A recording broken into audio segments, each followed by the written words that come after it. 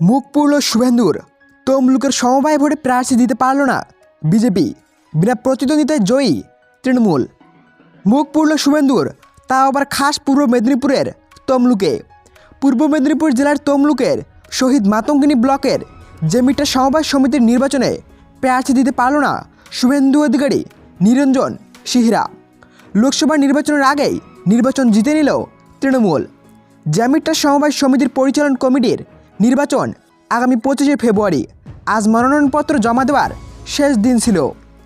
জানা গেছে, প্রতিনিধি নির্বাচনে 44টি আসনের একটাতেও প্রার্থী দিতে পারেনি রাজ্য বিধানসভার বিরোধী দলনেতা অর্থাৎ শুভেন্দু অধিকারীর দল।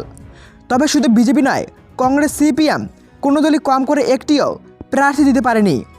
স্বাভাবিক কারণে আসন্ন লোকসভা নির্বাচনের আগে বিরোধীদের এই বিহাল দশা নিয়ে চর্চা জোর।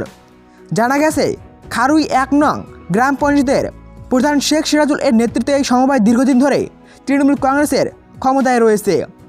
জয়ী তৃণমূল নেতারা জানান, এই সমবায় সমিতির আগে থেকে বহু উন্নয়ন হয়েছে, তাই কোনো বিরোধী কেউই হয়ে উঠতে পারেনি।